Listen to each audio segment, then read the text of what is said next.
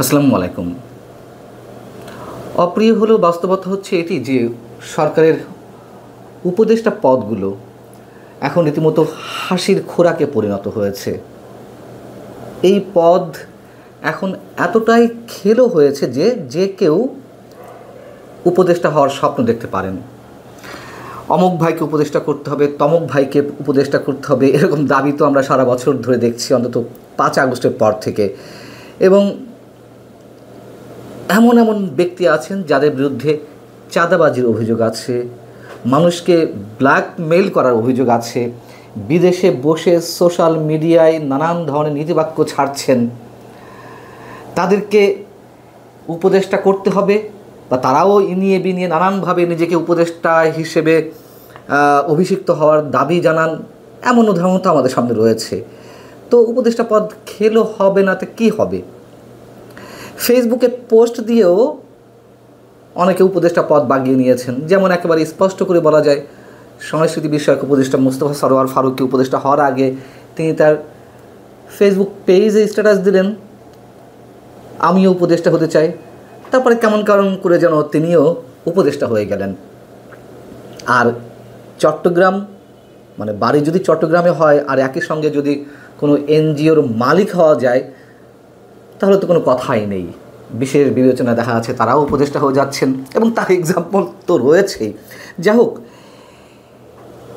যে কারণে এই কথাগুলো বললাম, উপদেষ্টা পদের জন্য 200 কোটি টাকাও দিতে হয় অথবা উপদেষ্টা পদ বিক্রি করা হবে 200 কোটি টাকায়, এমন খবরও আমাদের সামনে আসছে। বাংলাভিশন সহ কয়েকটি গণমাধ্যমে এমন খবর বেরিয়েছে যে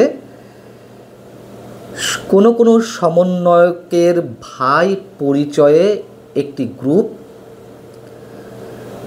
জাতীয় ক্যান্সার গবেষণা ইনস্টিটিউট ও হাসপাতালের সাবেক পরিচালক অধ্যাপক শেখ মোহাম্মদ গোলাম মোস্তফার কাছ থেকে 200 কোটি টাকার চেক নিয়েছেন তাকে স্বাস্থ্য উপদেষ্টা করবেন এই প্রতিশ্রুতি দিয়ে, অথবা গোলাম মোস্তফা নিজে তদবির করেছেন স্বাস্থ্য উপদেষ্টা হওয়ার জন্য, পদের প্রলোভন দেখিয়ে একজন সমন্বয়কের পক্ষ থেকে বেশ কয়েকজন, মানে একাধিক ব্যক্তি ডাক্তার শেখ গোলাম মোস্তফার কাছে গিয়েছিলেন, তার কাছে 200 কোটি টাকা দাবি করেন যে তাকে উপদেষ্টা পদে বসাবেন এবং এই জন্য তিনি নাকি নগদ 10 লাখ টাকার চেক দিয়েছেন এবং 200 কোটি টাকার 4টি চেক দিয়েছেন 50 কোটি টাকা করে। এই ঘটনাটি ঘটেছে এবছরের জানুয়ারিতে। তো স্বাস্থ্য উপদেষ্টার পদ পাওয়ার আশায় এই যে কাজটি করেছেন, মানে যাদের সাথে তার লেনদেন হয়েছিল তারা নাকি পরিচয় দিয়েছেন যে তারা যমুনার পক্ষ থেকে এসেছে, মানে যমুনা প্রধান উপদেষ্টার বাসভবন। যারা মধ্যস্থতা করেছেন এবং যে সমন্বয়কের পরিচয় দেওয়া হয়েছে আরিফিন নামে একজন সমন্বয়ক, তার ভাই পরিচয় দেওয়া ব্যক্তি হচ্ছে আরিফুল ইসলাম।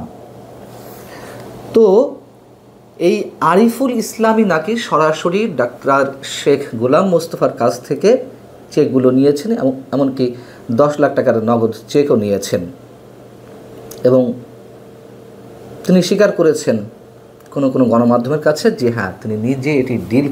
তার কাছে যখন গণমাধ্যম কর্মীরা গেলেন তার ইন্টারভিউ করতে, তিনি বলছেন যে আমাকে জোর করে তারা উপদেষ্টা বানাতে চায়, 200 কোটি টাকার বিনিময়ে এই প্রলোভন দেওয়া হয়েছিল, আমি উপদেষ্টা হতে চাইনি, আমার কাছে এত টাকা ছিল না।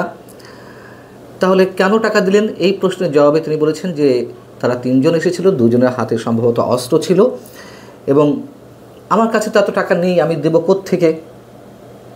আর যেই চেকগুলো দেওয়া হয়েছে সেগুলো সিকিউরিটি চেক।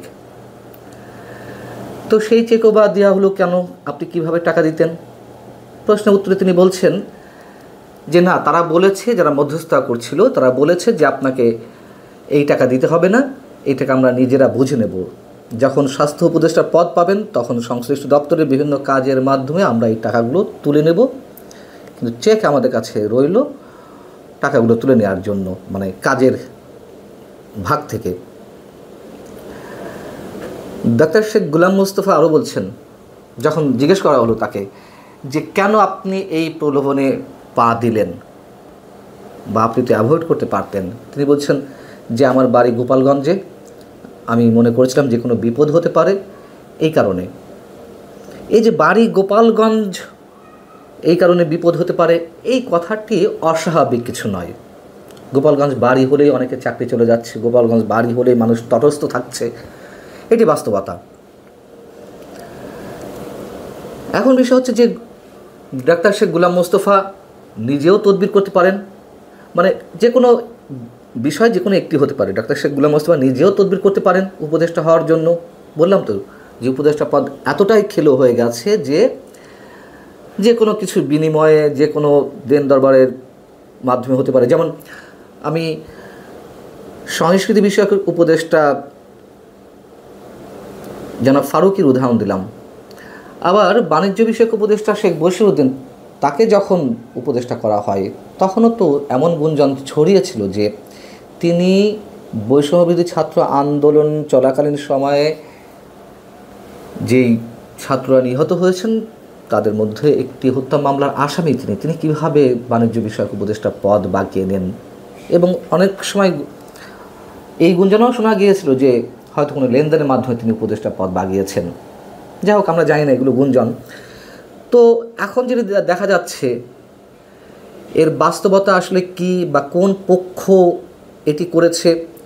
ডাক্তার শেখ গোলাম মোস্তফাও পদলোভী হয়ে তিনি এটি স্বেচ্ছায় তদবির করতে পারেন। আবার তিনি যে অভিযোগ করছেন যে সমন্বয়কের ভাই পরিচয়ে এসে তাকে ফাঁদে ফেলেছে অথবা তাকে জোর করে উপদেষ্টা বানানো হবে, এই জন্য টাকা দিতে হবে, যে কোনোটি হতে পারে। কিন্তু গণমাধ্যমে যে রিপোর্টগুলো এসেছে, আমার চোখে যে কটি পড়ল, আমি দেখলাম যে একপাক্ষিকভাবে হয়েছে। ডাক্তার শেখ গোলাম মোস্তফার বিরুদ্ধে অভিযোগ যে তিনি এই কাজগুলো করেছেন, আর যদি করেই থাকেন তাহলে এত টাকার মালিক তিনি কিভাবে হন। এবং একই সঙ্গে এর সূত্র ধরে স্বাস্থ্য মন্ত্রণালয় বা স্বাস্থ্য অধিদপ্তর যে দুর্নীতির আখড়া, সেই বিষয়গুলো অনেকে তুলছেন। আমার কথা হচ্ছে যে সব দিক বিবেচনায় নিয়েই এর তদন্ত হওয়া উচিত। এরই মধ্যে দুর্নীতি দমন কমিশন জানিয়েছে তারা তদন্তে নামছে ডাক্তার শেখ গোলাম মোস্তফার বিরুদ্ধে। আবার তারা এও বলছে যে সমন্বয়কের নাম করে যে ব্যক্তিগুলো এসেছিল তাদের বিরুদ্ধেও তদন্ত চলবে। আমরা জানি না যে তদন্ত কোথায় গিয়ে ঠেকবে, কার পক্ষে হবে, কার বিপক্ষে হবে। তবে গণমাধ্যমে একপাক্ষিকভাবে রিপোর্টটি এসেছে, যেটি আমার কাছে আসলে ভালো লাগেনি। যেটি হোক, যে পক্ষই করুক, উপদেষ্টা পদ হয়তো অনেক কিছু বিনিময়ে পাওয়া যায়, মানুষ এমনটাই বলেন, জানি না কতটুকু সত্য। আল্লাহ হাফিজ, ভালো থাকুন সবাই।